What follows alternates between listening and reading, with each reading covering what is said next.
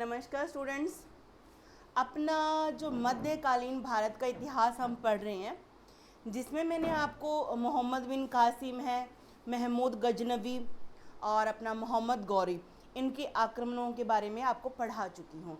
आज हम शुरू करेंगे दिल्ली सल्तनत के बारे में।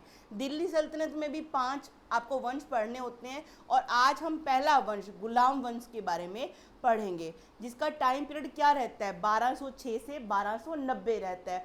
देखिए, मोहम्मद गौरी है, मोहम्मद गौरी की मौत के बाद उसके 4 जो गुलाम होते हैं, जिसमें आपका ताजुद्दीन, उसको गजनी का वो बन जाता है शासक। जो दिल्ली वाला होता है ये तो खुद ही दे के गया होता है किसको, कुतुबुद्दीन ऐबक को। जो बंगाल वाला होता है उसने बख्तियार खिलजी को मिल जाता है, और अपना मुल्तान और उच्च का ये नसरुद्दीन कुबाचा को मिल जाता है। 4 गुलाम याद हैं आपको, वो मैंने करवाए थे। अब हम पढ़ेंगे कि दिल्ली सल्तनत पर जो ये मुस्लिम जो राजवंश स्टार्ट होते हैं, इसके बारे में आइए शुरू करते हैं। देखिए, दिल्ली सल्तनत के ऊपर आपको 5 राजवंश देखने को मिलेंगे, ठीक है। और संस्थापक इसका कौन है, कुतुबुद्दीन ऐबक है, क्योंकि स्टार्टिंग इसने की थी, कुतुबुद्दीन ऐबक। ठीक है जी। कहते इस सल्तनत काल का पूरे का, यहाँ से लेकर यहाँ से पूरे 5 राजवंश का कितना, 1206 से 1526। 1526 में आपको पता है बाबर ने आ जाना है यहाँ पर, तो बाबर ने इब्राहिम लोदी को मार के लोदी वंश की समाप्ति, फिर मुगल वंश स्टार्ट हो जाएगा अपना। तो इसमें से जो गुलाम वंश है उसका टाइम पीरियड कितना है, 1206 से लेकर 1290 ईस्वी, ठीक है जी। खिलजी वंश जो आएगा 1290 से 1320 ईस्वी, ठीक है जी। तुगलक वंश का है 1320 से लेके 1412, ठीक है जी। और आपको कहीं कभी 1414 में मिलेगा आपको देखने को टाइम यहाँ पे।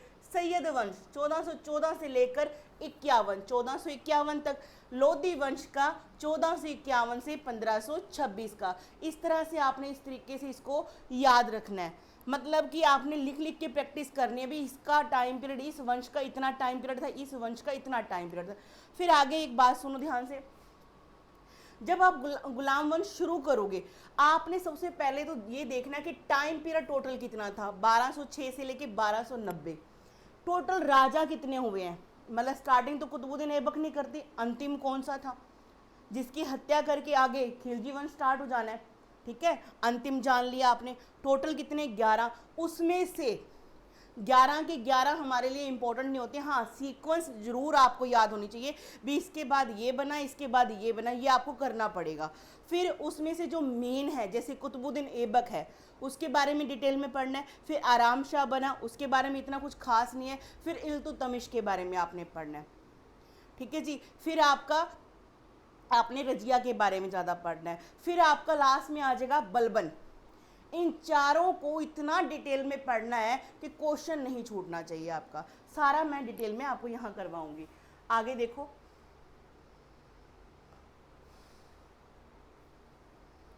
हाँ जी, पहले तो हमें ये जानना है कि दिल्ली सल्तनत का जो स्रोत है हमारे लिए, कोई भी चीज़ स्टार्ट करने से पहले हमें ये जानना चाहिए कि हमारे पास इस चीज़ का प्रमाण क्या, स्रोत क्या, हमें तो स्रोत बताओ भाई, ये कहाँ पे लिखा है, ये कैसे है, कहाँ थे, कौन थे, इसके बारे में कहाँ लिखा है।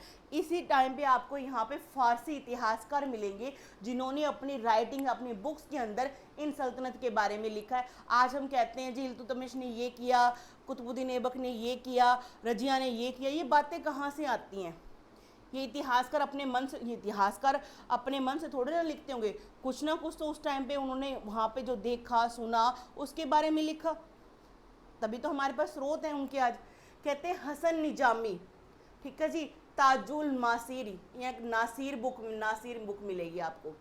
उतबी, किताब उल यामनी, इसकी पुस्तक है ये।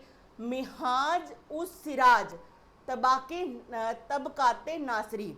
जियाउद्दीन बरनी, तारीख फिरोज शाही। आफीफ, तारीख फिरोज शाही, ठीक है। आपने इस तरह से चीज़ों को याद रखना है, इनकी पुस्तकों का नाम याद रखना है। आगे बढ़े, और ये सारे की सारे कौन सी भाषा में थे, फारसी भाषा में थे।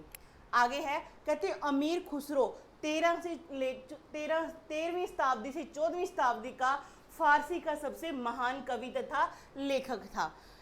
वह प्रथम ऐसा मुस्लिम लेखक था जिसने अपनी रचनाओं में हिंदी शब्दों का प्रयोग किया। ठीक है जी, इसे याद रखना आपने। वह तूती हिंद या तोता हिंद के नाम से भी कहते प्रसिद्ध हुआ। उसकी रचनाओं में तारीख ए अलाई सर्वाधिक क्या है, प्रसिद्ध है। आगे है, मोहम्मद तुगलक के शासनकाल में मोरक्को का विख्यात यात्री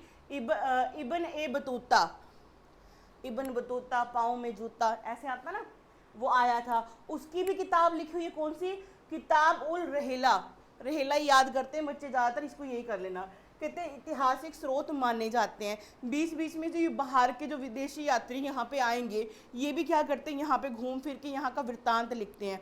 यहाँ के बारे में लिखेंगे कि यहाँ का राजा ऐसा है, यहाँ की सामाजिक व्यवस्था ऐसी है, यहाँ की राजनीति व्यवस्था ऐसी है, यहाँ का धर्म ऐसा है ना। बिल्डिंग्स के बारे में लिखते हैं। तो वो भी आज हमारे लिए क्या सोर्स बन जाते हैं उस समय को जानने के लिए। ठीक है जी, आगे बढ़ते हैं।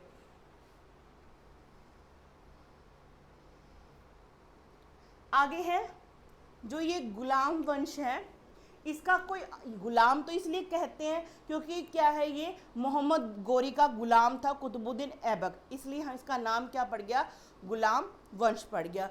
लेकिन इनका अपना भी तो एक वंश होगा ना, किसी न किसी गोत्र से, किसी वंश से तो आए होंगे ना। तो क्या था, मामलुक वंश। क्या बोलोगे, मामलुक वंश। अब आपने क्या देखना है कि जो गुलाम वंश हुए हैं उसमें से कुतुबुद्दीन ऐबक और आराम शाह, कुतुबुद्दीन ऐबक का बेटा कौन, आराम शाह, ये कौन से वंश से, कुतुबी वंश, कुतुबी राजवंश। किस वंश से, कुतुबी राजवंश से। ये तो बाप बेटा हो गए। अब शमशी राजवंश, इल्तुतमिश इसका बेटा नहीं था, किसका, कुतुबुद्दीन ऐबक का।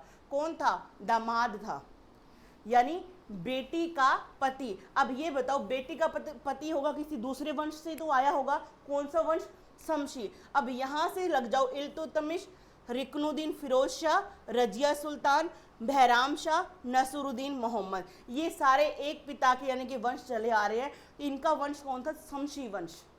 आपसे पूछ सकते हैं, इल्तुतमिश बताइए किस राजवंश से था, क्या बताओगे, शमशी राजवंश। फिर बलबन, बलबन भी क्या था, नासरुद्दीन का दामाद था, इसकी बेटी का पति अलग वंश से आया, तो बलबनी वंश है यहाँ पे। ग्यासुद्दीन बलबन, मोइनुद्दीन केकुबाद और क्यूमर्स, क्यूमर्स इनका अंतिम था। ठीक है जी, तो इस तरह से आपने 11 के 11 याद रखने हैं, क्योंकि हर बार यहाँ से नई कहानी शुरू होती है। इल्तुतमिश इसका जवाई था, अलग फैमिली से हो गया, शमशी वंश। ठीक है जी, नासरुद्दीन मोहम्मद के बाद बलबन, जो बलबन है बलबनी राजवंश से, तो उसके खानदान शुरू हो जाएगा, तो उसके यानी कि उसके बच्चे आगे पैदा होने शुरू हो जाएंगे, तो अगला तो वंश बनेगा ना।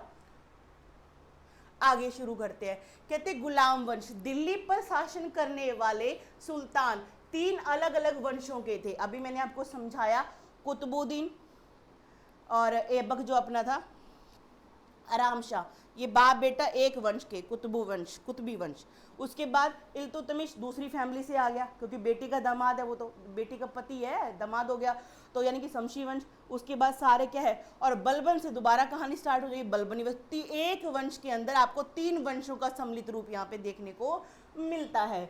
कुतुबुद्दीन ऐबक ने कुतुबी, इल्तुतमिश ने शमशी और बलबन ने बलबनी वंश की स्थापना की। अब इसके अंदर भी क्वेश्चन ध्यान से सुनो, कुतुबुद्दीन ऐबक ने कौन सा वंश, कुतुबी वंश, इल्तुतमिश ने शमशी वंश और बलबन ने बलबनी वंश की स्थापना की थी।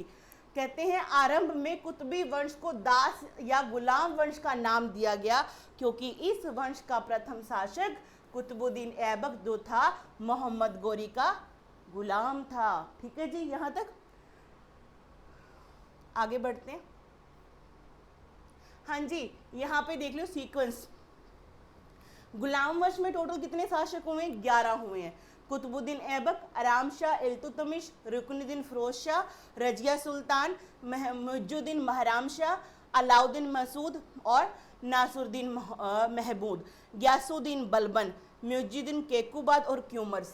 बात समझ में आ रही है। ये 11 में से हमें जो मैंने रेड कलर किया है ना, कुतुबुद्दीन ऐबक, इल्तुतमिश, रजिया सुल्ताना, ठीक है जी, और गयासुद्दीन बल्ब, इनको डिटेल में पढ़ना है और बाकी सीक्वेंस में ऐसे ही रखना है, क्योंकि एग्जाम में ये क्वेश्चन आया था इस बार कि कुतुबुद्दीन ऐबक के बाद बताइए शासक कौन बना था आराम शाह कुछ टाइम के लिए, ठीक है, उसके बाद इल्तुतमिश उसका दामाद बना, ठीक है जी। तो ये सीक्वेंस होगी, आपने कौन सा शासक कितने टाइम के लिए बना ये भी याद रखना है। इल्तुतमिश का भी बहुत बार पूछा जाता है। कुतुबुद्दीन ऐबक तो ज़्यादा टाइम नहीं रहा, 10 तक ही रहा, 6 में बना था, 10 तक 4 साल 4-5 साल लगभग। फिर आराम शाह 10 में ही बना, कुछ महीनों के लिए था, 10 से 36 ये इसका था इल्तुतमिश का। और उसके बाद ये कुछ टाइम के लिए रुकनुद्दीन बीच में बनता है, लेकिन बाद में रजिया सुल्ताना 36 से 40 आएगा यहाँ पे, 36 से 40 साल, इसको सही कर लेना, ठीक है जी। तो बलबन का पूछ लेते होते हैं, मैक्सिमम इनका ही आता है, इन चारों का टाइम पीरियड पूछते हैं, बताइए भी ये कितने टाइम से लेके कितने टाइम तक शासन इसने किया था, तो इन चारों को याद रखना है, ठीक है बेटा। आगे बढ़ते हैं।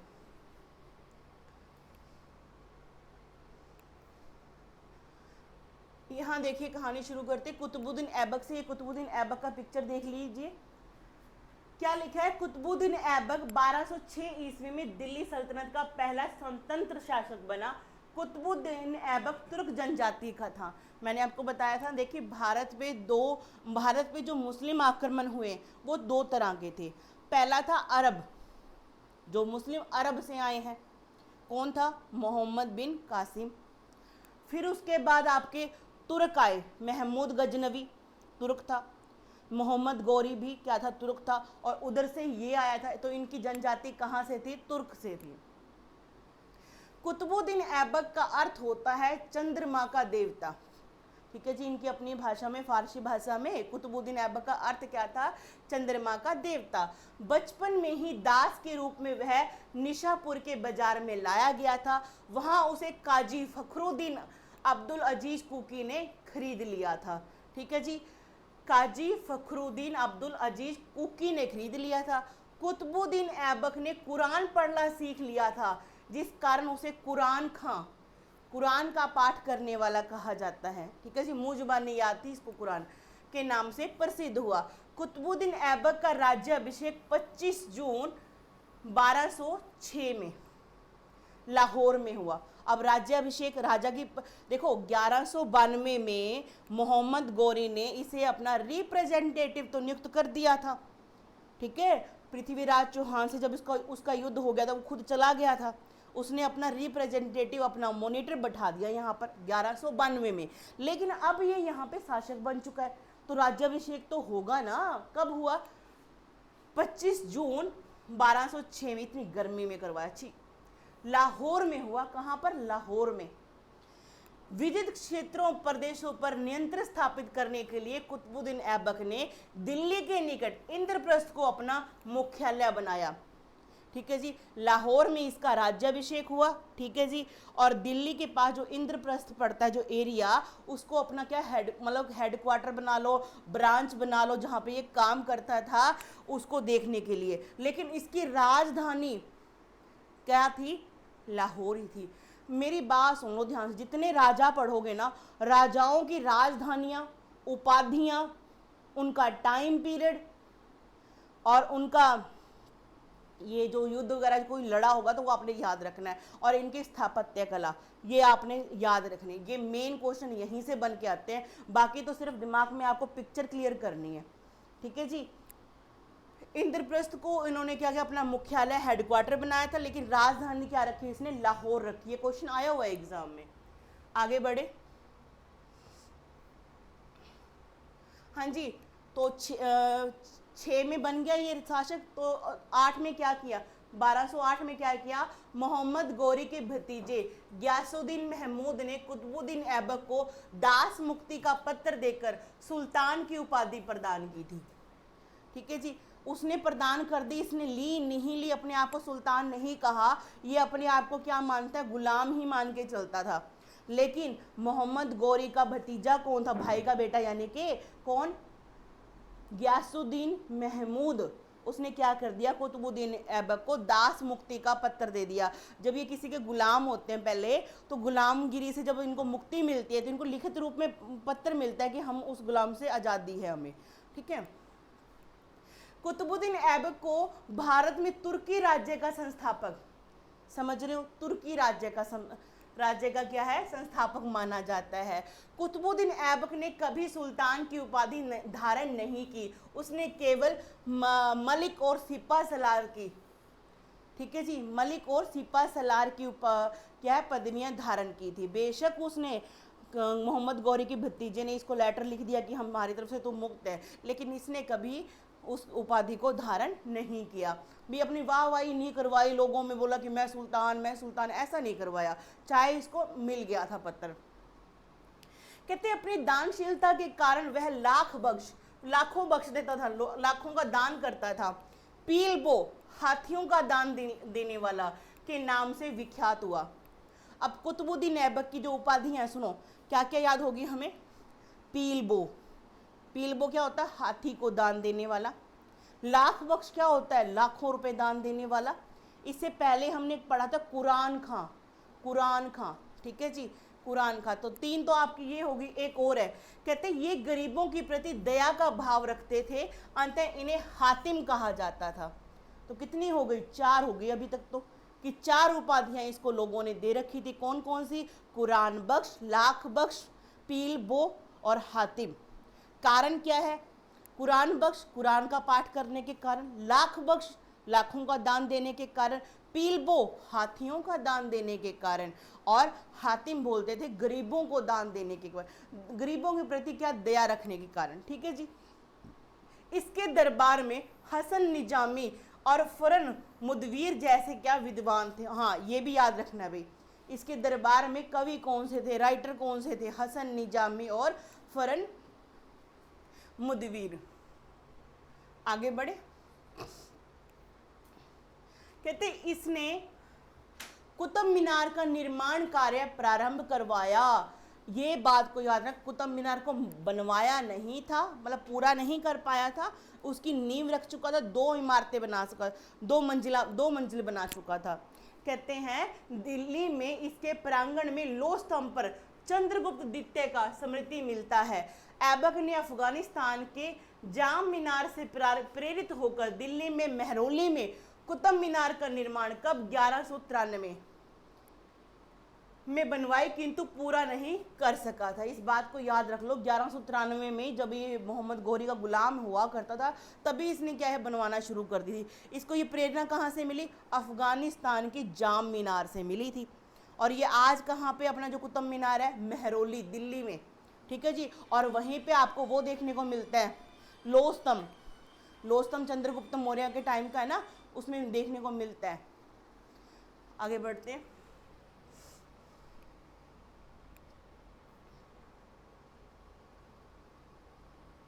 ये देखिए जी, ये है आपका, अब बात कर लो। कहते इसने कुतुब मीनार का निर्माण कार्य प्रारंभ कराया। दिल्ली में इसके प्रांगण में लोह स्तंभ पर चंद्रगुप्त द्वितीय का स्मृति मिलता है। ऐबक ने अफगानिस्तान की जाम मीनार से प्रेरित होकर मेहरौली में कुतुब मीनार 1193 में बनवाई, परंतु पूरा नहीं कर सका। ऐबक कुतुब मीनार को 2 मंजिल बनवाया था, जबकि 3 जो शेष मंजिलें थे इल्तुतमिश ने, इसके जमाई ने पूरा किया। मोहम्मद बिन तुगलक वंश जब आएगा, कहते के समय इस मीनार पर बिजली गिर गई थी। फिरोज शाह तुगलक ने इसका निर्माण दोबारा करवा दिया। अलाउद्दीन खिलजी इस मीनार के प्रतिद्वंदी मीनार के रूप में मीनार बनवाना चाहता था, लेकिन बना नहीं पाया था, ठीक है जी। किंतु इंजीनियरों की गलती के कारण वह सफल नहीं हो पाया। यानी कि कुतुब मीनार का प्रसिद्ध जो नाम है, प्रसिद्ध सूफी संत ख्वाजा कुतुबुद्दीन बख्तियार काकी के नाम पे रखा गया। सबसे पहले निर्माण का काम शुरू किसने किया, कुतुबुद्दीन ऐबक ने 1193 में 2 मंजिला बनाया। उसकी मौत हो जाती है, उसके बाद ये पूरा नहीं हो पाता। फिर इसका दामाद इल्तुतमिश, उसने इसको पूरा किया, ठीक है जी। तुगलक वंश का फिरोज शाह तुगलक ने, इसके ऊपर क्या होता है, बिजली गिर जाती है तो ये फिर ऊपर से टूट जाता है, तो फिरोज शाह तुगलक ने इसको दोबारा बनवाया था। लेकिन खिलजी वंश का एक शासक था अलाउद्दीन खिलजी, दुष्ट था, उसने क्या किया था, ऐसे ही एक मीनार बनाना चाहा था, लेकिन क्या है वो बना नहीं पाया था। ठीक है, सीधा खड़ा करना शुरू कर दिया, सीधा, ऐसे थोड़ा मीनार बनती है, ऐसे बनती है मीनार, तो नीचे से बेस तो चौड़ा होना चाहिए ना, उसने गलती कर दी, उसे सीधा जैसे नीचे था वैसे ही ऊपर बनाना शुरू कर दिया, तो वो बन नहीं पाया था। और जिसका नामकरण है कि इसको क्या बोलते हैं, कुतुब मीनार का नाम कुतुब मीनार क्यों है, किस नाम पे, कुतुबुद्दीन बख्तियार काकी के नाम से इसको नाम रखा गया। आगे बढ़े, कहते इसने भारत की प्रथम मस्जिद कुवत उल इस्लाम मस्जिद पृथ्वीराज तृतीय के किले इंडो इस्लामिक कला से सबसे पहले उदाहरण कुवत उल इस्लाम मस्जिद में मिलता है।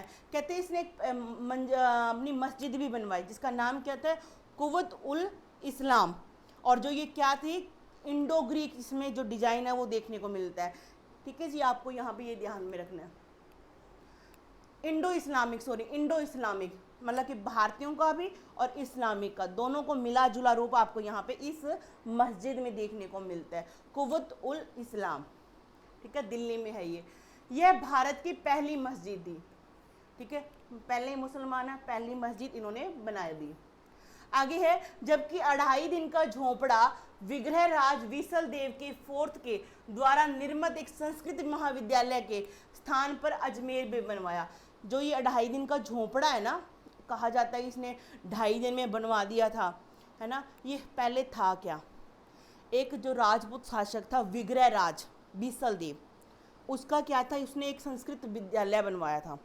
कहते उस संस्कृत विद्यालय को ही तोड़ मरोड़ के थोड़ा सा इसने क्या कर दिया, थोड़ा सा रेनोवेशन करवा के क्या बना दिया, अपना 2.5 दिन का झोपड़ा बनवा दिया और अपना नाम लिख लिया, और ये है कहाँ पे, अजमेर में।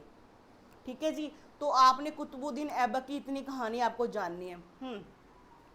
1210 में चौगान पोलो खेलते समय घोड़े से गिर जाने के कारण कुतुबुद्दीन ऐबक को गहरी चोट लगी जिससे उसकी मृत्यु हो गई। ऐबक का मकबरा कहाँ पर है, लाहौर में, राजधानी भी लाहौर में, तिलक भी हुआ राज्याभिषेक वो भी लाहौर में, और मकबरा भी कहाँ पे है, लाहौर में है। टाइम पीरियड क्या था, 1206 से लेकर 1210, आपने ये याद रखना है। आगे बढ़े, निर्माण कार्य क्या क्या थे इसके, मेन तो आपके थे कुतुब मीनार और अपना अलाई दरवाजा, अलाई दरवाजा नहीं, 2.5 दिन का झोपड़ा। ठीक है जी, आगे बढ़ते हैं। ये है वो 2.5 दिन का झोपड़ा जो अजमेर में, ठीक है जी, संस्कृत विद्यालय, संस्कृत का एक स्कूल हुआ करता था जिसको तोड़ मरोड़ के इसने अपना बना लिया था। ठीक है जी, इस चीज़ को आपको याद रखना है। आगे बढ़े, हाँ जी, उसके बाद कौन शासक बनता है, आराम शाह। आराम शाह शासक बनता है, कितने टाइम के लिए, थोड़े से महीनों के लिए बनता है, इसलिए 1210 ही रखा है, इसका कुछ खास है नहीं वैसे। कहते कुछ तुर्की सरदारों ने आराम शाह को लाहौर का 1210 ईस्वी में सुल्तान घोषित कर दिया। परंपरा ऐसे ही कि भी राजा उसके बाद उसका बेटा ही शासक बनना चाहिए, चाहे वो नालायक ही क्यों ना हो। तो तुर्क सरदारों ने क्या कर दिया, बना दिया इसको, किसको, आराम शाह को। आराम शाह एक असक्षम अयोग्य व्यक्ति था, इसके नाम से ही पता है कि सारा दिन आराम करता रहता था। ठीक है जी, काम तो करता नहीं था। अनेक तुर्क सरदारों ने उसका विरोध किया, यह मात्र 8 महीने तक शासन किया इसने। दिल्ली के तुर्क सरदारों में बदायूं के गवर्नर इल्तुतमिश को दिल्ली आने का निमंत्रण भेजा गया। इल्तुतमिश शीघ्र ही दिल्ली पहुंच गया, लेकिन कुछ जो थे सरदार दिल्ली के, मतलब उसमें मतलब जो सरदार थे, तुर्क सरदार थे, उन्होंने सोचा ये आराम शाह तो कुछ करता ही नहीं है ना, इसको राज्य देखने आता, सारा दिन पड़ा रहता है, कुछ उसको खबर ही नहीं रहती है। तो उन्होंने क्या बोला, बदायूं, ठीक है, बदायूं में तुर्क सरदारों ने जो इल्तुतमिश गवर्नर के रूप में काम कर रहा था उसको बुलाया, भाई तू आ जा। और था भी इसका जवाई, कुतुबुद्दीन ऐबक की बेटी का तो था, ये पति था, बुलाया इसको, ये आ भी गया उनके कहने पर। और ये आपसे पूछेंगे कि जो इल्तुतमिश है शासक बनने से पहले कहाँ का गवर्नर था, आपने बताना बदायूं का। इल्तुतमिश शीघ्र ही दिल्ली पहुंच गया। आराम शाह भी उसके दिल्ली आगमन की सूचना पाकर दिल्ली तक आ पहुंचा, पर इल्तुतमिश ने उसे पराजित कर दिया, उसकी हत्या कर दी और उसकी स्वयं सुल्तान बन गया।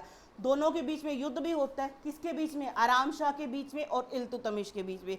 इल्तुतमिश उसको आसानी से हरा देता, मार देता है। ठीक है जी, बात खत्म उसकी। आराम शाह की इतनी सी बात करनी, क्या बात करनी आगे से, आगे देखते हैं। हाँ जी, मेन यहाँ पे कहानी होती है, यहाँ से शुरू। ये सुल्तान की उपाधि भी धारण करता है। यहाँ पे देखो क्या लिखा है, इल्तुतमिश का शासनकाल 1211 से 1236 मिलेगा। कौन सा वंश? शमसी वंश। शमसी वंश क्यों बोला मैंने? ये दूसरे खानदान से आया, क्योंकि जवाई था। पिता का खानदान सेम चलता बच्चों के साथ में, लेकिन ये जवाई है, दूसरे खानदान से है। ठीक है जी। पूरा नाम शमस उद्दीन इल्तुतमिश था। पिता का नाम क्या था इसके? एलम खां, मध्य एशिया के अलबरी कबीले का मुखिया था। ठीक है जी। इतना एक बार जैसे डिटेल में इतना आता नहीं, पर फिर भी आपको ज्ञान होना चाहिए। इल्तुतमिश के पिता का नाम एलम खां, मध्य एशिया के अलबारी कबीले का मुखिया होता था। इसके बचपन का नाम क्या था? अल्तमश। क्या नाम था? अल्तमश। कुतुबुद्दीन ऐबक ने इल्तुतमिश अमीर ए शिकार के पद पर ही नियुक्त किया गया था, अपितु अपनी एक बेटी से, कहते कुतुबुद्दीन ऐबक ने इसको कहाँ पे मतलब कि कौन सा पद दिया था? अमीर ए शिकार के पद पर ही नियुक्त किया, अपितु अपनी एक बेटी की शादी भी इसके साथ कर दी। ठीक है जी। आगे है, शीघ्र ही उसको बदायूं का सूबेदार नियुक्त कर दिया। किसको? इल्तुतमिश को। कुतुबुद्दीन ऐबक ने इसे कौन सा पद दिया था? कौन सा? अमीर ए शिकार, और अपनी बेटी की शादी भी इससे कर दी। शादी तो क्या कर दी, इनका प्रेम पड़ गया था आपस में। ठीक है जी। और वैसे ही कुतुबुद्दीन ऐबक का भी प्यार पड़ा था मोहम्मद गोरी की बेटी के साथ में। ठीक है जी। आगे है, कहते इल्तुतमिश शमसी वंश का शासक था, जिसके कारण नए वंश का नाम शमसी वंश पड़ गया। यहां तक तो कोई डाउट नहीं किसी को। आप मेरे साथ याद करो, आपको इल्तुतमिश के बारे में जानना है कि वो कौन से वंश थे? शमसी वंश से। पिता का नाम एलम खां, मध्य एशिया के अलबारी कबीले का मुखिया था। बचपन का नाम क्या था भाई? अल्तमश। क्या नाम था? अल्तमश। और कुतुबुद्दीन के यहाँ पे वो कौन से पद के ऊपर काम कर रहा था? अमीर ए शिकार की पद पे वो काम कर रहा था। उसे कहाँ का गवर्नर बनाया गया था? बदायूं का। बेटी का शादी भी इसके साथ कर दी। ठीक है जी। और इसने जब ये सुल्तान बनेगा तो कौन से वंश की स्थापना कर देगा? शमसी वंश की। ठीक है जी। आगे बढ़ते हैं। टाइम पीरियड 1211 से लेके 1236 तक। अभी देख सकते हो ये है वो दुष्ट। आगे देखते हैं। कुतुबुद्दीन ऐबक की मृत्यु के पश्चात उसका बेटा आराम शाह राज सिंहासन पर बैठा। दिल्ली के निकट जड़ नामक स्थान पर इल्तुतमिश तथा आराम शाह की क्या हुआ? सेनाओं में घमासान युद्ध हुआ। दिल्ली के निकट कौन सी जगह पे युद्ध हुआ था? आराम शाह के और इल्तुतमिश के जड़ नामक स्थान पे। ठीक है जी। आगे है, एक घमासान युद्ध में आराम शाह क्या हुआ? पराजित हो गया। भारत में तुर्की शासन का वास्तविक संस्थापक इल्तुतमिश को माना जाता है। वास्तविक संस्थापक और संस्थापक में डिफरेंस क्या है? उसने स्थापना कर दी, कामकाज शुरू कर दिया, लेकिन सुल्तान की उपाधि नहीं, एक राजा की तरह वो विख्यात नहीं अपने आप को किया। काम सारे राजाओं वाले लगभग उसने कर लिए, लेकिन होता है कि अपने आप को सामने पिक्चर में शो करना, वो नहीं वो उसने अपने आप को किया। वो अपने आप को क्या है? सिपा सलार ही मानता था, मलिक ही मानता था। किसका? मोहम्मद गोरी का। ठीक है जी। रिप्रेजेंटेटिव मानता। इल्तुतमिश को गुलामों का गुलाम कहा जाता है। क्यों भाई? क्यों ऐसा क्यों? सुनो ध्यान से। कुतुबुद्दीन ऐबक गुलाम किसका? मोहम्मद गोरी का। इल्तुतमिश गुलाम किसका? मोहम्मद उसका कुतुबुद्दीन ऐबक का। तो गुलाम का ही गुलाम आगे बन गया ना, कौन? इल्तुतमिश। तो गुलामों का गुलाम कहा जाने लगा इसे, क्योंकि मोहम्मद गोरी के गुलाम कुतुबुद्दीन ऐबक ने इल्तुतमिश को खरीदा था। उसने 1236 ईस्वी तक शासन किया। उसने लाहौर के स्थान पर दिल्ली को अपनी राज्य की राजधानी बनाया। इस चीज को कर लो अपने दिमाग में फिट कि कुतुबुद्दीन ऐबक की राजधानी क्या थी? लाहौर थी। लेकिन इल्तुतमिश ने ट्रांसफर की। यहाँ से क्वेश्चन बनता और यहाँ से क्वेश्चन बच्चे गलत करके आते हैं। ठीक है, लाहौर के स्थान पे दिल्ली ट्रांसफर इसने की। इसकी उपाधि क्या थी? सुल्तान ए आजम की इसने उपाधि धारण की, सुल्तान ए आजम की। ठीक है जी, आगे बढ़े। हाँ जी, अब देखो इल्तुतमिश शासक बनेगा, एक बात ध्यान से, जो कोई काम करना चाहेगा, कोई अच्छा शासक होगा, उसे परेशानियों का सामना तो करना ही पड़ेगा। कहते हैं ना, काम मुश्किलें उसी को आती है जो काम करता है, जो काम भी नहीं करेगा मुश्किलें ही नहीं आएंगी उसके लिए। अब इल्तुतमिश शासक तो बन गया, अब इसे परेशानियां भी तो आएंगी ना। सुनो ध्यान से, आप दिमाग में सोचो, इल्तुतमिश शासक बन गया, कठिनाइयां सामना करना पड़ेगा। क्यों? एक तो जमाई, ठीक है जी, दूसरा इसको क्या क्या परेशानी देखने को मिलेगी, सुनो ध्यान से। कहते 1211 ईस्वी में जब इल्तुतमिश सुल्तान बना तो उसके सामने कई कठिनाइयां थी। दिल्ली सल्तनत की स्थिति अभी स्थिर नहीं हुई थी, मतलब पूरी जो स्टेबल नहीं हुई थी, क्योंकि बीच बीच में कहीं कहीं राजपूत हैं, कहीं कहीं पे कोई लोग जो पहले शासक हुआ करते थे वो बीच बीच में षड्यंत्र रचते रहते थे इनको हटाने के लिए। कहते दिल्ली सल्तनत की स्थिति अभी स्थिर नहीं हुई थी। राज्य के कई शक्तिशाली अमीर, नंबर 1 पे अमीर थे। अमीर पैसों वाले अमीर नहीं बाबा, पैसों वाले अमीर नहीं, मतलब एक अमीर जाति, इल्तुतमिश के सुल्तान मानने के लिए तैयार नहीं थे। वो क्या कहते हैं, हम नहीं मानते इल्तुतमिश को अपना। गजनी का जो ताजुद्दीन यल्दौज था, दिल्ली के सिंहासन पर अपना अधिकार कर समझता था। इसको प्राप्त करने के लिए उसने पुनः अपने प्रयास आरंभ कर दिए। समझो ध्यान से, जब मोहम्मद गौरी मरा था उसके 4 गुलाम थे। कौन कौन से? कुतुबुद्दीन ऐबक, ताजुद्दीन यल्दौज, ठीक है, बख्तियार खिलजी, नसरुद्दीन कुबाचा, जो मैंने प्रीवियस वीडियो में पढ़ाया आपको। अब ये चारों एक राजा के गुलाम। अब इसको कुतुबुद्दीन ऐबक का खानदान यहाँ पे चल पड़ा, तो बताइए ताजुद्दीन को क्या गुस्सा नहीं आएगा? वो को नहीं लगता कि मैं को आगे आना चाहिए, इतना अच्छा उसको शासन करने का मौका मिलना चाहिए? ऐसा होता है हर जगह पे आजकल, ऐसा होता है कि जो 4 एम्प्लॉय होते हैं ना, वो हमेशा हेड के, वो सोचता है कि मैं फेवरेट बन जाऊं, वो कहता है मैं फेवरेट बन जाऊं, मेरा होना चाहिए अधिकार, है ना, इस तरह से। तो ताजुद्दीन यल्दौज जो गजनी का शासक बनता है, उसकी निगाह किस पर थी? दिल्ली के सिंहासन पर, और वो इसके लिए क्या करेगा? परेशानियां खड़ी करेगा। मुल्तान तथा सिंध का सूबेदार नसरुद्दीन को बादशाह, ये भी क्या करेगा? परेशानियां खड़ी करेगा इसके लिए। वो क्या सोच रहा था कि इल्तुतमिश का और आराम शाह का आपस में झगड़ा हो गया और लाहौर पे मैं अधिकार कर लेता हूं। ठीक है जी। बंगाल में अली मर्दान खां, वो मुंह उठा रखा था। मतलब इस तरह से लोग इसको परेशानियां आना शुरू हो जाती हैं। तो परेशानियों से ये निजात भी पाता है, हल करता है। इनके पास हल का एक ही तरीका होता है, युद्ध का, और कोई तरीका इनके पास नहीं होता। आगे है, और कई राजपूत शासक, आपको पता ना, मोहम्मद गौरी ने पृथ्वीराज तृतीय यानी कि पृथ्वीराज चौहान को हराकर ये दिल्ली का, आमेर का जो है सारा इलाका, अपने अजमेर का अपने कब्जे में किया था। तो कहते हैं राजपूत शासकों ने दिल्ली सल्तनत का प्रभुत्व स्वीकार करने से इनकार कर दिया। उन्होंने क्या बोला कि हम इन मुसलमानों के अंडर नहीं रहेंगे। ठीक है जी, मानना ही उन्होंने। और उसी टाइम पे भारत में मंगोलों के आक्रमण भी हो रहे थे, गंभीर खतरा बना हुआ था। यह बिहार में अपना प्रथम सूबेदार मलिक जानी को नियुक्त किया था। कहते हैं ख्वाजा मोइनुद्दीन चिश्ती की दरगाह को इल्तुतमिश द्वारा बनवाया गया था। अब इस चीज को अंडरलाइन कर लो दिमाग में, ख्वाजा मोइनुद्दीन चिश्ती की जो दरगाह है किसके द्वारा बनाई गई? इल्तुतमिश के द्वारा बनाई गई थी। ठीक है जी।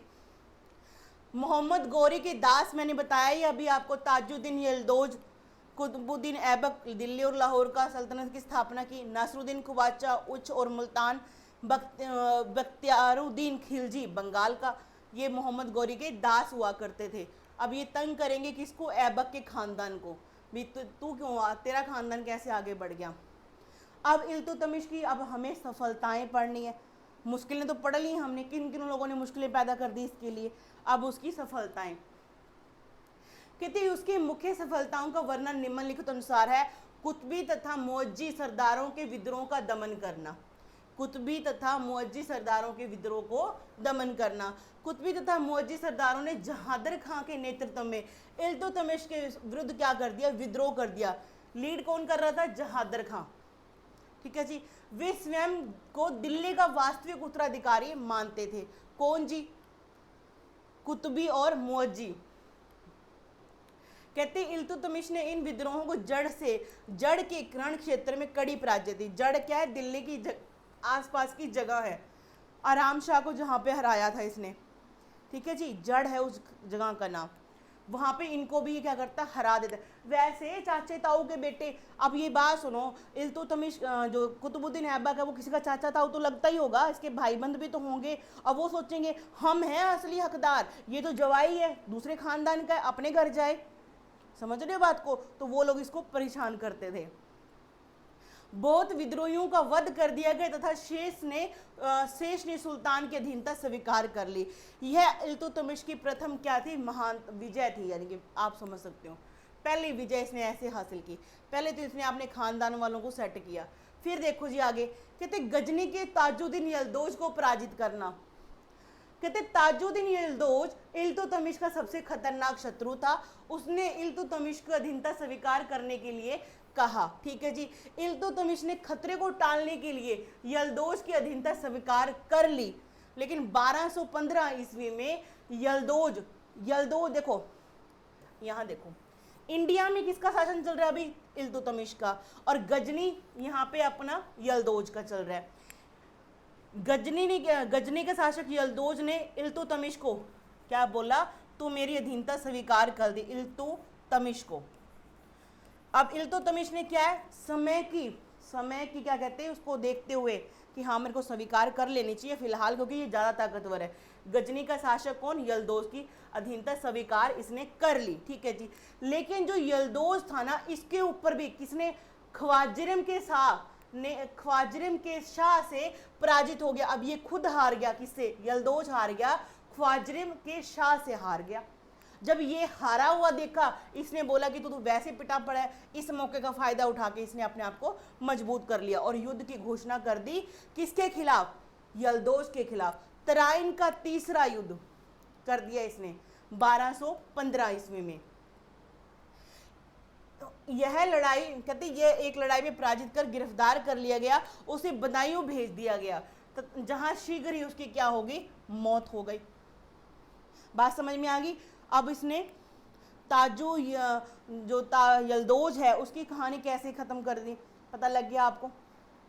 आगे बढ़ते हैं, आपको क्वेश्चन पूछते हैं तराइन की जो थर्ड बैटल थी वो किस किस के बीच में हुई थी, तो आपने क्या बताना है, यल्दौज और इल्तुतमिश के। क्यों हुई थी पता लग गया आपको, कारण समझा चुकी हूँ मैं आपको, ठीक है जी। क्योंकि यल्दौज क्या है, ख्वाजरिम शाह से खुद हार गया। इल्तुतमिश ने तो अधीनता स्वीकार कर ली थी, लेकिन जब इसको हरा हुआ देखा तो इसने मौके का फायदा उठाया और युद्ध की घोषणा कर दी। 1215 में इसको टपका दिया, बदायूं भेज दिया। बदायूं वो जगह थी जहाँ पे इल्तुतमिश कभी गवर्नर हुआ करता था। आगे बढ़ते हैं, और वहाँ पे उसकी ताजुद्दीन यल्दौज की क्या हो गई, मौत हो गई। आगे है फिर मंगोल। कहते मंगोल मध्य एशिया की एक बहुत ही अत्याचारी जाति थी। समझ रहे हो, मंगोल क्या थी, एक अत्याचारी जाति थी। कहाँ की, मध्य एशिया की। चंगेज खां उनका क्या था, प्रसिद्ध नेता हुआ करता था। उन्होंने मध्य एशिया के कई राज्यों को नष्ट कर दिया, ठीक है जी। कहते 1221 ईस्वी में मंगोलों ने ख्वाजरिम शाह अलाउद्दीन महमूद को पराजित कर दिया। अब कहानी में देखो कितना इंटरेस्ट आ रहा है। ख्वाजरिम जो शाह था इसने यल्दौज को हराया था, यल्दौज को इल्तुतमिश ने हराया था। अब ये ख्वाजरिम शाह खुद किससे हारेगा, मंगोलों से हारेगा। समझ में आ गया। देखो ताजुद्दीन यल्दौज ने इल्तुतमिश को बोला कि तू मेरी अधीनता स्वीकार कर ली उसने, लेकिन उसी टाइम पे यल्दौज के ऊपर ख्वाजरिम शाह का क्या हो गया, आक्रमण हो गया और ये हार गया। मौके का फायदा उठाते हुए इल्तुतमिश ने युद्ध की घोषणा कर दी। 1215 में तराइन का थर्ड बैटल कर दी।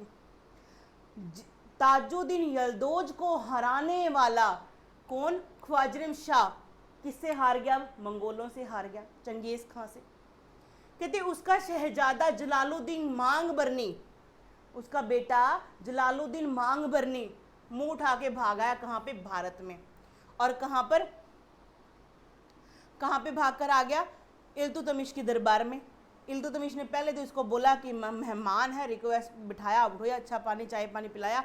जब इसको पता लगा, क्या पता लगा, ये इसके पीछे कौन पड़े हैं, मंगोल पड़े, चंगेज खान पड़े हैं, तो डर गया ये। इसने बोला फाड़ी हो यहाँ से, भाग भाग भाग भाग, निकल यहाँ से, भगा दिया इसको। इस तरह से इसने, इल्तुतमिश ने अपने दिमाग का यूज करते हुए किसका, मंगोलों के आक्रमण से हमें बचा लिया। मतलब हमें तो क्या बचा लिया, अपने आप को बचाया। आगे है, ये घटना कब की है, 1221 में, 1221।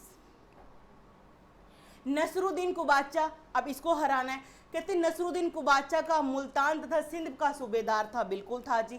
इसने 1227 ईस्वी में इल्तुतमिश से मुल्तान पर 2 ओर से आक्रमण किया था, ठीक है जी। कहते 3 माह के घेरे के पश्चात कुबाचा ने भागने का प्रयत्न किया, परंतु भागते हुए वह सिंधु नदी में गिर गया और उसकी मौत हो गई, ठीक है जी। इल्तुतमिश ने नसरुद्दीन कुबाचा को घेर लिया, कब, 1227 ईस्वी में, 2 ओर से। 3 महीने का घेरा चलता और हरा दिया, बस ठीक है, कहाँ पे, सिंधु नदी में गिर के ये मर गया, बात खत्म। मतलब इस तरह से अपने विरोधियों का ये खात्मा करता चल रहा है, कौन, इल्तुतमिश। स्टार्टिंग में बताया ना, इसको बड़ी परेशानियां आएंगी, लेकिन अपनी परेशानियों को ये हल भी निकालते हुए चल रहा है। आगे बढ़े, हाँ जी। फिर बंगाल में, कहते हैं गयासुद्दीन ने बंगाल में अपनी स्वतंत्रता की घोषणा कर दी थी, ठीक है जी। आगे है, कहते उसने बिहार को अपने अधीन कर लिया, गयासुद्दीन ने। आगे है, 1225 ईस्वी में इल्तुतमिश की सेनाओं ने बंगाल की राजधानी लखनौती पर आक्रमण किया, ठीक है जी। किस पर, लखनौती पर। 1225 ईस्वी में इल्तुतमिश की सेनाओं ने बंगाल की राजधानी लखनौती पर आक्रमण किया, बंगाल को दिल्ली राज्य में क्या कर लिया, सम्मिलित कर लिया। 1230 ईस्वी में बल्खा खिलजी ने सुल्तान के विरुद्ध विद्रोह कर दिया, किसने, बल्खा खिलजी ने। बंगाल और बिहार में इवाज नामक एक व्यक्ति ने सुल्तान गयासुद्दीन की पदवी क्या कर ली, धारण कर ली और अपनी आज़ादी की घोषणा कर दी। अब ये क्यों बर्दाश्त करे, सुनो ध्यान से। कहते 1226 से 1227 ईस्वी में इवाज लखनौती के निकट इल्तुतमिश के बेटे के विरुद्ध लड़ते हुए उसकी क्या हो गई, मौत हो गई, इवाज लखनौती की। तो अपने आप से बंगाल बिहार भी इसके अंडर आ जाएगा, इल्तुतमिश के अंडर आ जाएगा। तो ये है बंगाल की कहानी। गयासुद्दीन ने क्या बोला, हम दिल्ली के अंडर नहीं है, ठीक है जी। उसने बिहार को भी अपने अधीन कर लिया, बंगाल में था, खुद बंगाल में था, बिहार को भी अपने अंदर मिला लिया। 1225 ईस्वी में इल्तुतमिश की सेनाओं ने बंगाल की राजधानी लखनौती पर क्या कर दिया, आक्रमण कर दिया, बंगाल को दिल्ली राज्य में मिला लिया। 1225 तक तो ठीक था, लेकिन 1230 में 5 सालों के बाद फिर नाटक शुरू हो गया। बल्खा खिलजी ने क्या कर दिया, सुल्तान के विरुद्ध विद्रोह कर दिया। बंगाल और बिहार में इवाज नामक एक व्यक्ति ने सुल्तान गयासुद्दीन की पदवी क्या कर ली, धारण कर ली और अपने आप को क्या बोला कि मैं आज़ाद हूँ। फिर 26 और 27 ईस्वी में, ये गलत, यहाँ पे ना डेट गलत हो गई है, ये इसको छोड़ दो। कहते इवाज लखनौती के निकट इल्तुतमिश के बेटे के विरुद्ध लड़ते हुए उसकी मृत्यु हो गई। परिणाम स्वरूप बंगाल और बिहार एक बार फिर से दिल्ली के अधीन हो जाते हैं, ठीक है जी। इस चीज का आपने ध्यान में रखना है।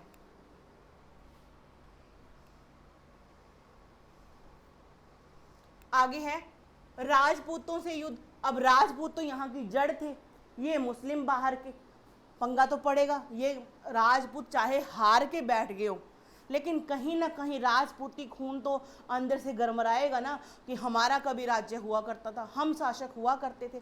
आज ये क्या कहानी बदल गई। कहते कुतुबुद्दीन ऐबक की मृत्यु के पश्चात कई राजपूत रियासतों ने अपनी अपनी स्वतंत्रता घोषणा कर दी। जैसे ही कुतुबुद्दीन ऐबक मरा, कई राजपूतों ने क्या बोल दिया, अपने आप को आज़ाद घोषित करना शुरू कर दिया और इल्तुतमिश रियासतों को दोबारा अपने अधीन करना चाहता था। और इल्तुतमिश ने क्या सोचा कि ये रियासतें हैं वापस मेरे अंडर होनी चाहिए। उसने ऐसा किया भी। उसने 1226 में रणथंबोर, 1231 में ग्वालियर, 1232 में उज्जैन पे अधिकार कर लिया। 26 में रणथंबोर, 31 में ग्वालियर, 32 इसमें क्या कर दिया, उज्जैन को अपने अंडर कर लेता है। ठीक है जी।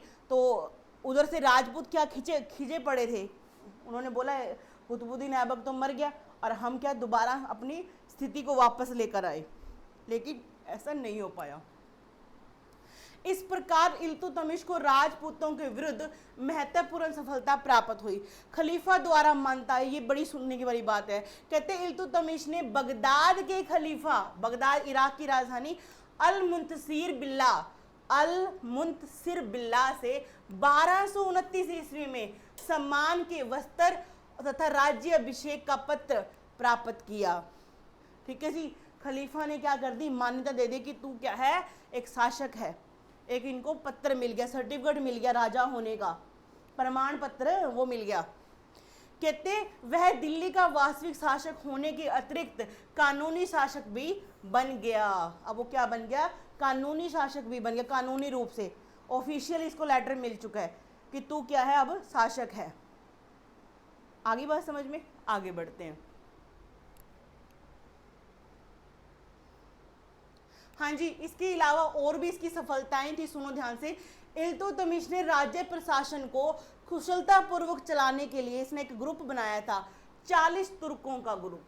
ठीक है जी। इसकी एक परिषद बनाई थी। इसने क्या बनाई थी, जैसे मान लो कोई होता ना, कोई भी अपना काम सुलभ करने के लिए ग्रुप बना लेता है, इसने 40 तुर्क अमीरों का क्या बनाया, एक ग्रुप बनाया, जिसे क्या बोलते हैं,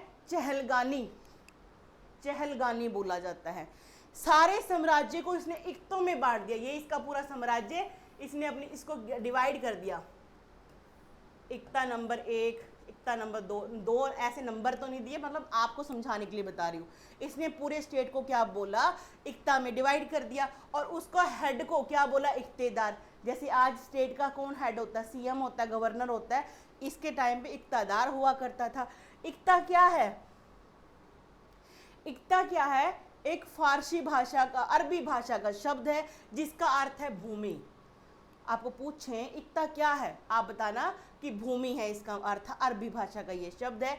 यह भूमि इक्ता तथा इसे लेने वाले इक्तादार कहलाते थे। भूमि को इक्ता और इस हेड को इक्तादार। ठीक है जी। आगे है, प्रजा को न्याय उपलब्ध कराने के लिए काजियों की नियुक्ति, कि मेरी प्रजा को न्याय मिले। अच्छे काम भी तो किए इसने, न्याय मिले तो क्या किया इसने, काजियों को नियुक्त किया। कोई भी व्यक्ति न्याय प्राप्त करने के लिए सीधे सुल्तान के पास अपील कर सकता था। ठीक है जी। लाल कपड़े की जो है ना, लाल कपड़े पहन के मस्जिद के सामने खड़े होना, ये वाली बात ये इसने ही शुरू की थी, इल्तुतमिश ने। कहते हैं इसने कुतुब मीनार के काम को पूरा करवाया था। कुतुबुद्दीन ऐबक ने कुतुब मीनार की 2 मंजिलें ही बनाई थी, बाकी काम इसका दामाद ने पूरा किया। दिल्ली में होज शमशी, शमशी से याद रख लो, शमशी वंश का था होज शमशी, शमशी ईदगाह और जामा मस्जिद नामक भवन बनाए। ठीक है, जामा मस्जिद नामक इसने भवन बनाए, ये इसकी खुद के हैं। कहते मिहांज उस सिराज, ताजुद्दीन जुनैदी, इसम आदि इसके प्रसिद्ध विद्वानों में से थे। ठीक है जी। इसके प्रसिद्ध विद्वान कौन थे, मिहांज उस सिराज, ताजुद्दीन जुनैदी और इसम। जैसे उसका कौन था, हसन निजामी था। ठीक है जी। मुदवीर था, मुदवीर इसका कुतुबुद्दीन ऐबक का, आराम शाह का तो है ही नहीं बीच में कोई नाम। ठीक है। तो इसने कुतुब मीनार का काम पूरा करवाया। इसने खुद क्या बनाए, होजे शमसी, शमसी ईदगाह और जामा मस्जिद नामक भवन बनाए। इसके दरबार में दरबारी कवि कौन कौन से थे, मिहाज उस सिराज, ताजुद्दीन जुनैदी और इसम नामक दरबारी कवि थे इसके। आगे बढ़ते हैं। हाँ, इसने शिक्षा के प्रसार के लिए सुल्तान ने राज्य में मदरसे खुलवाए, इस चीज़ को आपने याद रखना है। न्याय के लिए काजी नियुक्त किए थे, चहलगानी इसने वो ग्रुप बनाया था। जमीन को, पूरे साम्राज्य को इक्ता में बांट दिया, इक्तेदार बनाए इसने, ये अच्छे अच्छे काम किए इसने।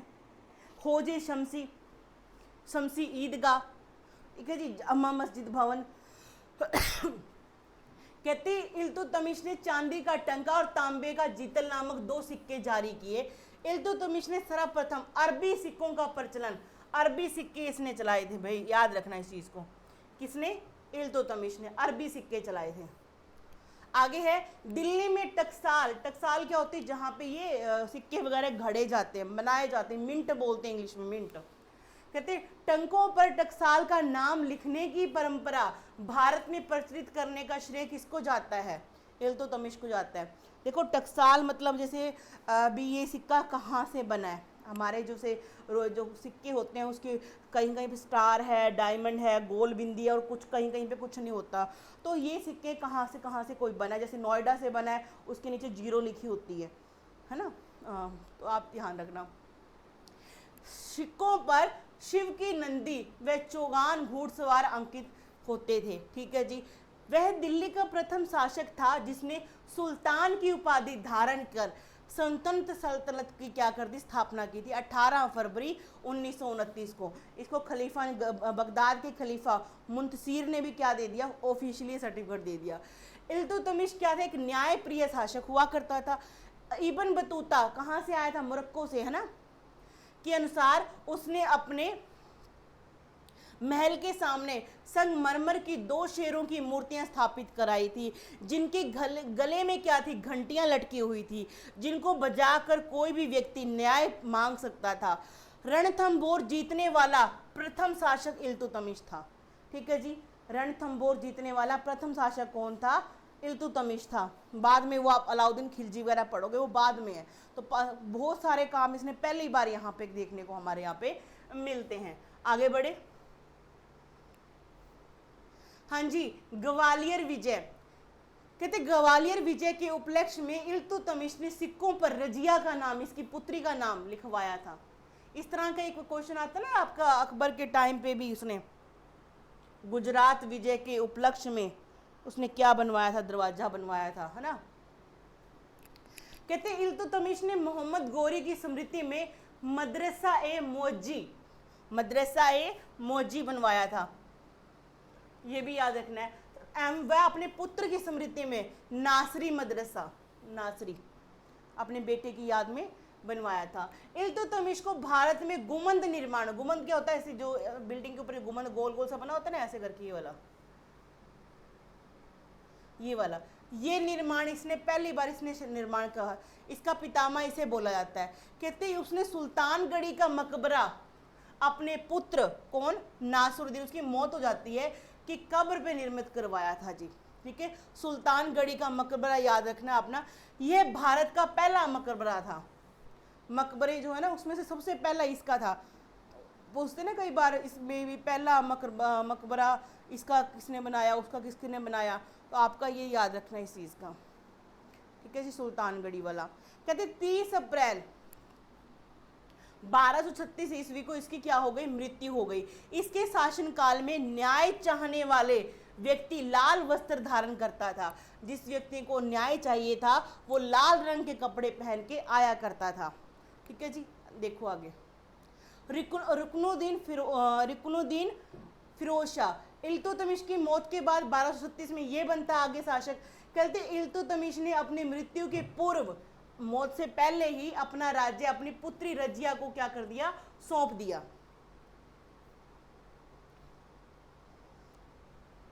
ठीक है जी। इसका कारण यह था कि उसके योग्य और बड़े पुत्र लखनौती के शासक नासरुद्दीन महमूद की क्या हो जाती है, मौत हो जाती है। इल्तुतमिश के भाई 3 बच्चे थे। ठीक है, एक रजिया थी, एक रुकनुद्दीन, रजिया, और अपना ये नासरुद्दीन मोहम्मद, नासुरीदीन। अब होता क्या है, नासरुद्दीन की तो हो गई मौत, ये बड़ा बेटा भी था और योग्य बेटा, इसकी तो मौत हो चुकी है, सुल्तानगढ़ी का मकबरा बनवाया। रुकनुद्दीन दूसरे नंबर पे था, तीसरे नंबर पे रजिया थी। अब इल्तुतमिश ने अपने रहते हुए, जिंदा रहते हुए रजिया को घोषित कर गया कि ये शासिका बनेगी अगली, क्योंकि उसको पता था रुकनुद्दीन के लक्षणों का, अच्छा नहीं था ये। कहते इसका कारण यह था कि उसके योग्य और बड़े पुत्र लखनौती के शासक नासरुद्दीन की क्या हो चुकी थी, मौत हो चुकी थी। उसका छोटा पुत्र रुकनुद्दीन फिरोज शाह एक दुर्बल तथा अयोग्य व्यक्ति था, असक्षम था। ठीक है जी, आगे बढ़ते हैं। लेकिन मौत के बाद होता क्या, तुर्क सरदार है वो किसको बना देते हैं, तुर्क सरदार किसको बनाते हैं, रुकनुद्दीन को बना देते हैं।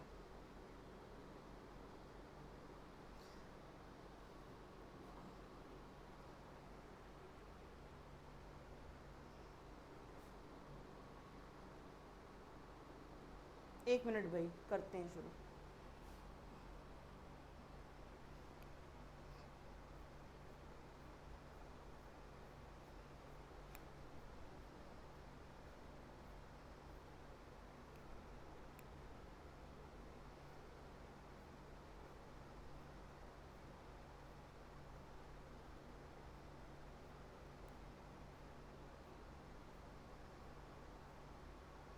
यहाँ पे देखिए होता क्या है, लेकिन परंपरा के अनुसार इल्तुतमिश का जो दूसरा बेटा होता है रुकनुद्दीन, वो शासक बन जाता है, लेकिन उसका पिता घोषित किसको करके गया, रजिया सुल्ताना को। अब रजिया सुल्ताना ने क्या देखा, लाल कपड़े पहने और मस्जिद के सामने जाके खड़ी हो जाती है। तो ये किसका प्रतीक था, न्याय मांगने का, कि मेरे साथ अन्याय हुआ है। तो इस लोगों को पता लगा क्या अन्याय हुआ है, कि मेरे पिताजी तो मुझे घोषित करके गए थे शासका बनने का, और लेकिन तुर्क सरदारों ने किसको बना दिया, रुकनुद्दीन को बना दिया। कहते हैं रजिया सुल्ताना 1236 ईस्वी में 1240 तक क्या है, दिल्ली के सिंहासन पर बैठने वाली प्रथम मुस्लिम स्त्री थी। कौन थी, प्रथम मुसलमान स्त्री थी। पहली यही थी, मुस्लिम भी यही थी। आगे बढ़ते हैं, ये पिक्चर देख लो आप रजिया सुल्ताना की, कितनी सुंदर है। आगे है रजिया सुल्ताना के बारे में पढ़ते हैं। कहते दिल्ली के सिंहासन पर बैठने वाली प्रथम मुसलमान स्त्री थी। ठीक है जी। रजिया के राजपूतों के प्रसिद्ध दुर्ग, रजिया ने राजपूतों के प्रसिद्ध दुर्ग रणथंबोर पर अधिकार किया और भारत को मंगोलों के आक्रमणों से भी बचाया था।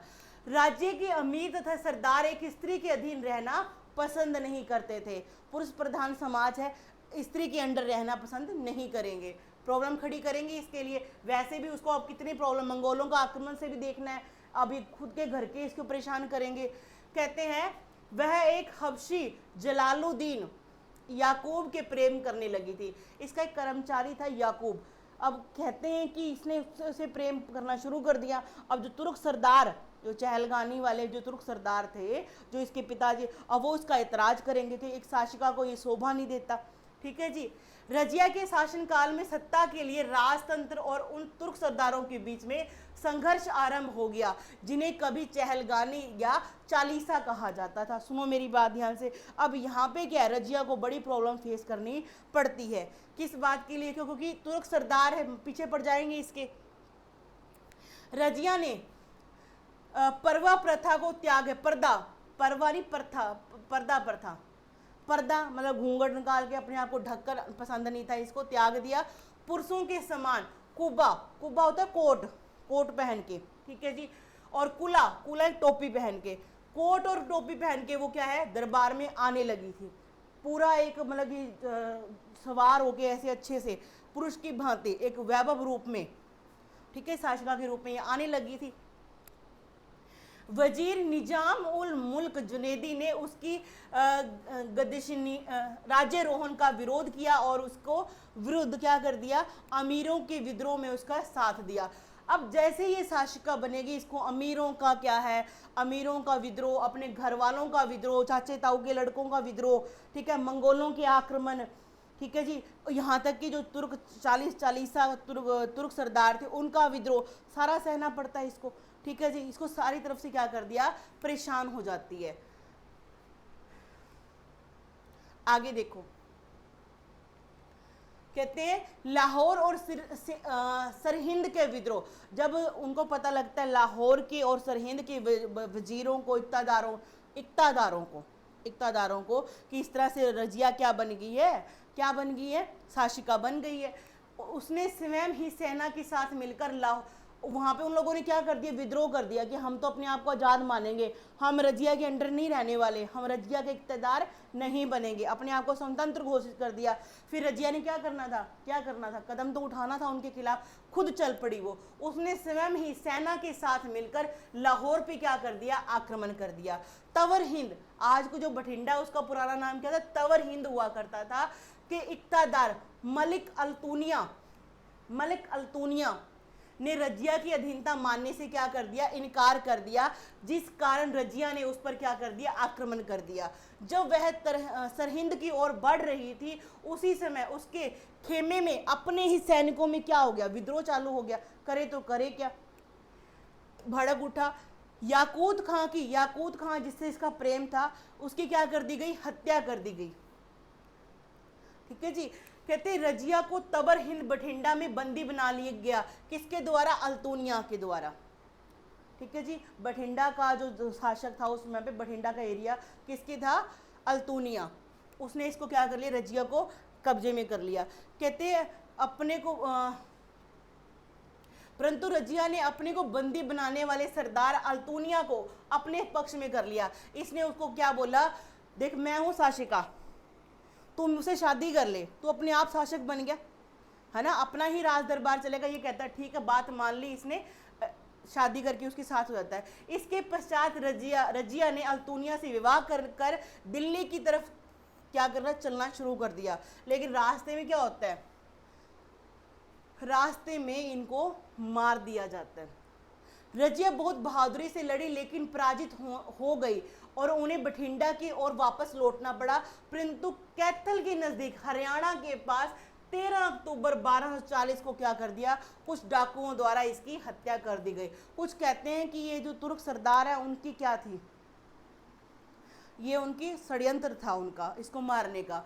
इल्तुतमिश के अन्य अधिकारी कौन, उत्तराधिकारी कौन है, जैसे रजिया तो थी, उसके बाद बहराम शाह, अलाउद्दीन मसूद शाह, इन शासकों के समय में राज्य की वास्तविकता सत्ता 40 तुर्क सरदारों के हाथों में आ जाती है। मतलब ये सब क्या थे, नाम के थे, सिर्फ नाम थे। बहराम शाह, अलाउद्दीन मसूद शाह और नासरुद्दीन महमूद शाह, ये नाम थे। वास्तविक शासन था जो 40 तुर्क सरदार करेंगे अब।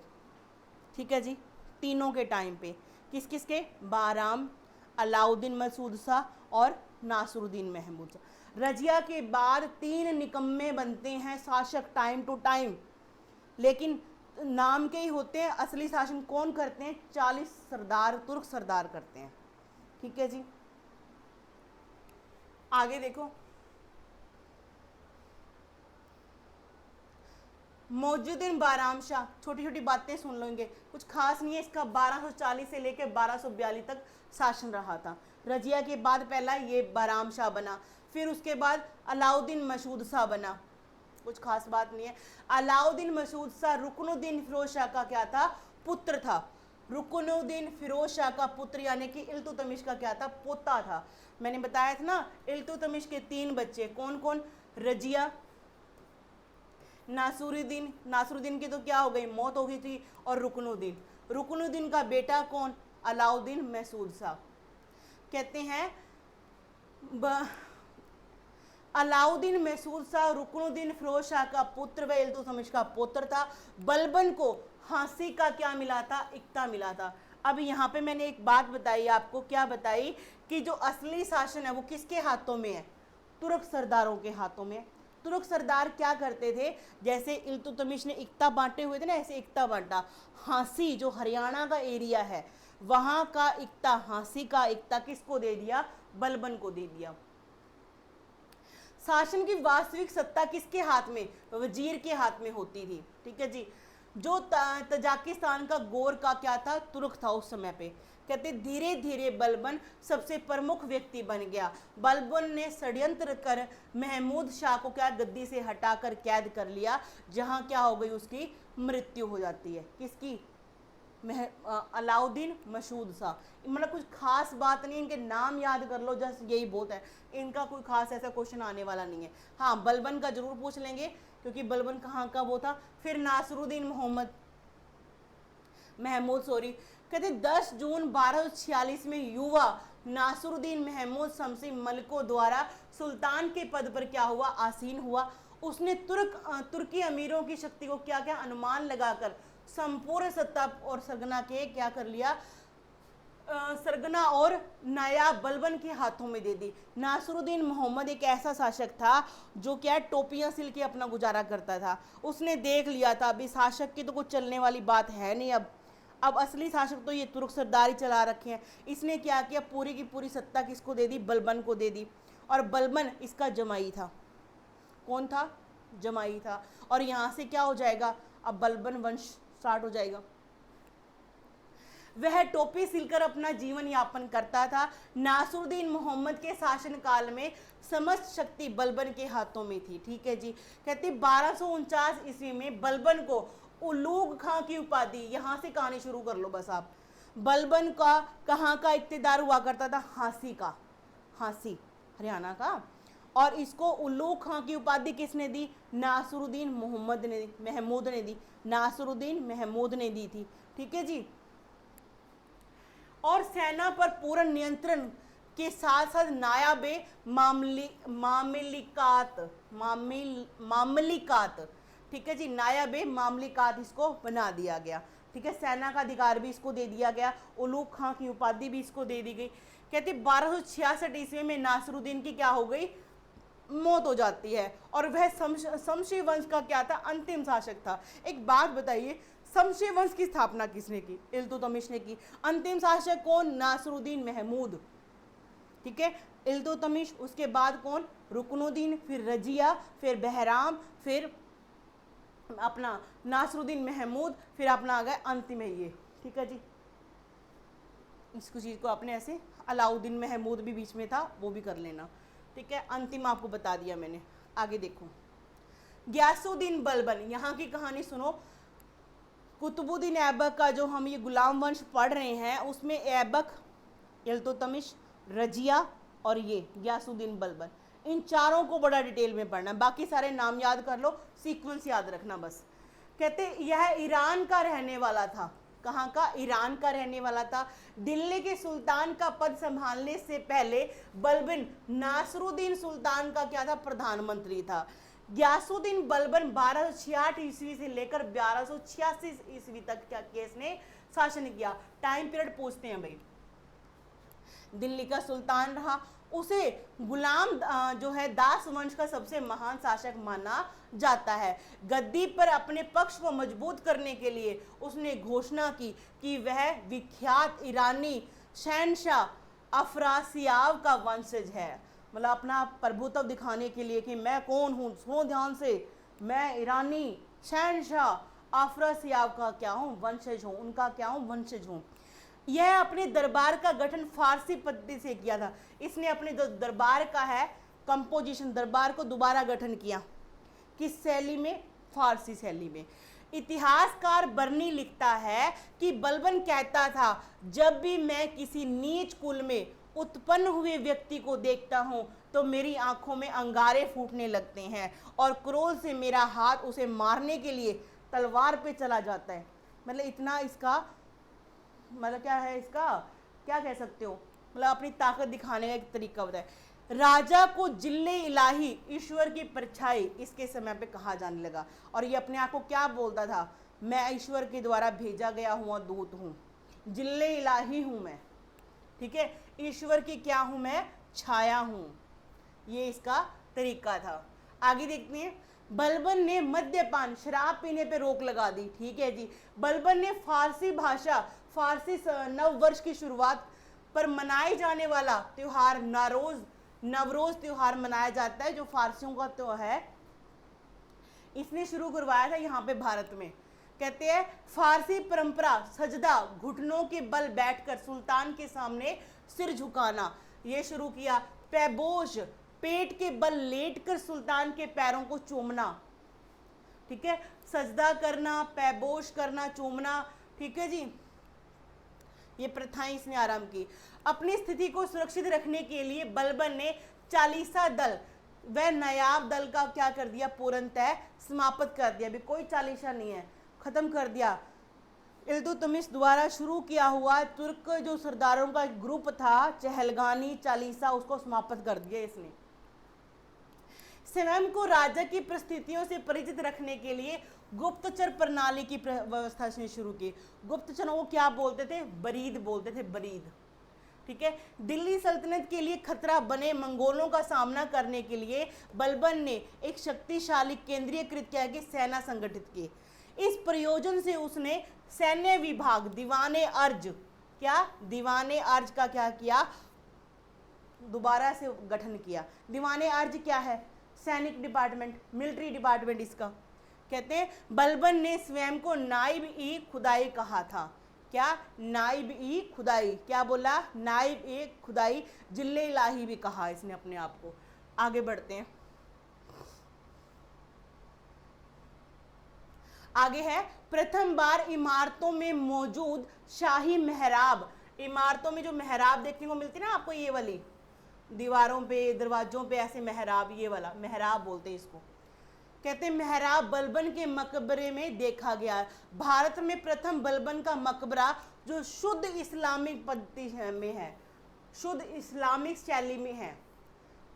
ठीक है जी, आपने इस चीज़ को ध्यान में रखना। इससे पहले वाले मकबरे हैं वो क्या थे, इंडो इस्लामिक थे, अब यहाँ पे शुद्ध इस्लामिक है। बलबन ने सीमा विस्तार की नीति को नहीं अपनाया, मतलब सीमा का राज्य का विस्तार नहीं किया उसने। इसके शासनकाल में विद्रोह करने वाला तुर्गिल खां बंगाल का गवर्नर बना था। ठीक है जी, आपने याद रखना है, इसके समय पे विद्रोह करने वाला तुर्गिल खां कहाँ का शासक था, बंगाल का गवर्नर बना था। बलबन दिल्ली का प्रथम सुल्तान था जिसने अपने दरबार में गैर इस्लामिक प्रथाओं का क्या किया, प्रचलन किया। इसी के समय सेना को वंशानुगत बना दिया। जैसे मान लो सेनापति रखा, ठीक है, जब उसकी मौत हो जाएगी तो उसका बेटा सेनापति बन जाएगा।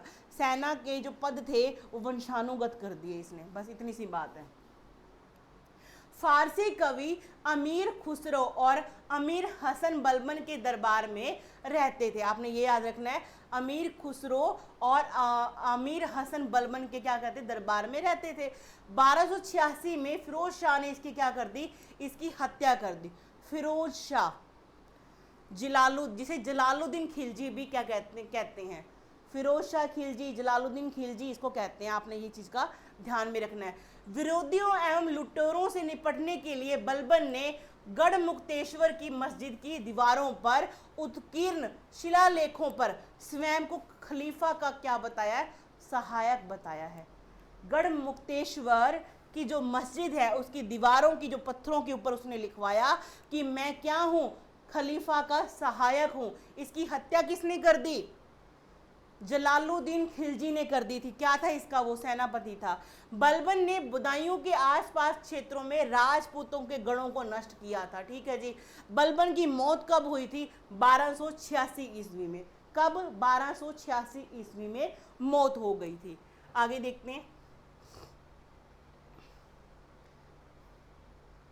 हाँ जी, ये आप देख लो जरा एक बार, कितने विभिन्न सुल्तानों के काल में बलबन का पदक्रम, जैसे इल्तुतमिश जब था, इल्तुतमिश जब जिंदा था तब इसका पद क्या हुआ करता था, बलबन का खासदार। क्या पद था, नाम इसका खासदार था। रजिया के टाइम पे अमीर ए शिकार इसके पद का नाम था।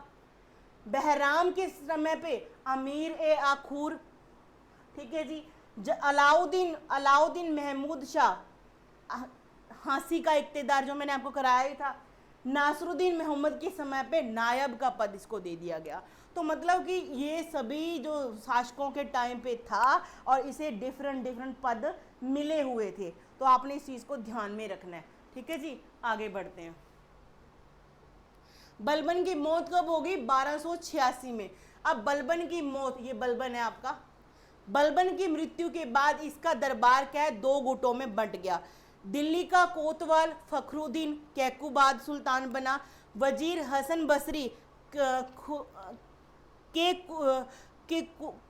के खुसरव सुल्तान बनेगा। मतलब कि इसका दरबार 2 गुटों में बट गया और दोनों क्या कहते हैं, कोई कहता कैकुबाद बनेगा, कोई कहता क्यूमर्स बनेगा। ठीक है जी, आपको ये 2 याद रखने। दिल्ली वाला कौन सा था, कैकुबाद था, और दूसरे क्या कहते थे कि दिल्ली पर कौन बैठेगा, क्यूमर्स बैठेगा। तो आपने इस चीज़ का ध्यान में रखना है। तो मतलब कि बलबन की मौत के बाद 2 शासक और बनते हैं जो थोड़े टाइम के लिए ही होते हैं। ठीक है जी। 86 में तो इसकी मौत होगी। 1290 तक ही था ना, जो गुलाम वंश का टाइम पीरियड कितना था, 1206 से लेकर 1290 तक। अब 86 में इसकी क्या हो चुकी है, मौत होगी। 1286 में। तो 4 साल ही बचे, तो ये दोनों क्या है, दुष्ट हैं, ये अपना टाइम पीरियड निभाते हैं। तो ये अंतिम थे, क्यूमर्स क्या था, अंतिम था। बलबन की सफलताएं देख लेते हैं अपन यहाँ पर। कहते समस्याओं को नियंत्रण पाने के लिए बलबन के दरबार में लक्त और लोह और रक्त की नीति धारण की। कौन सी नीति, लोह और रक्त की नीति धारण की। मेवातियों का दमन किया, दुआबा तथा अवध के डाकुओं को समाप्त कर दिया इसने। कटहरे के विद्रोह का समाप्त कर दिया, कटहेर मतलब रुहेलखंड, ठीक है जी।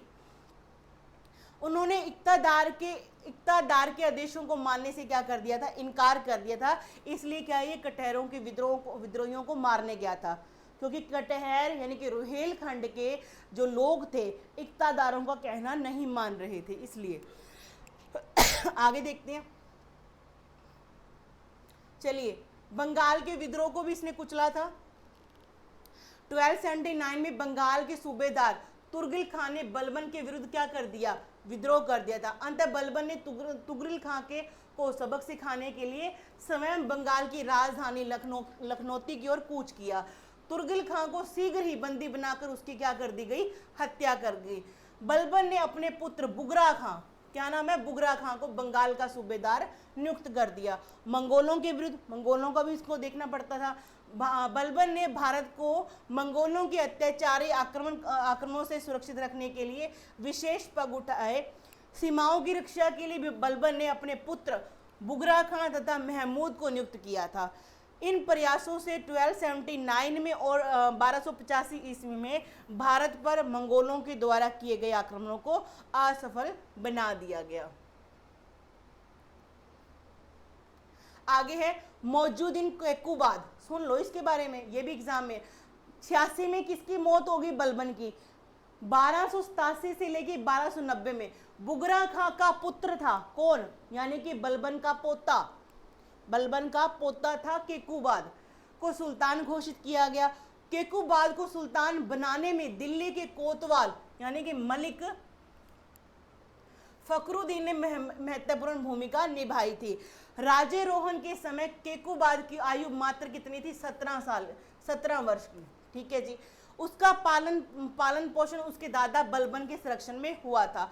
फिर क्यूमर्स क्या, सिर्फ एक साल के अंदर, यानी कि तुर्क अमीरों ने केकुबाद को नाबालिग पुत्र क्यूमर्स द्वितीय की उपाधि से गद्दी पर बिठाया तथा जलालुद्दीन उसका संरक्षण नियुक्त किया गया। जलालुद्दीन जो इसको मार देगा आगे।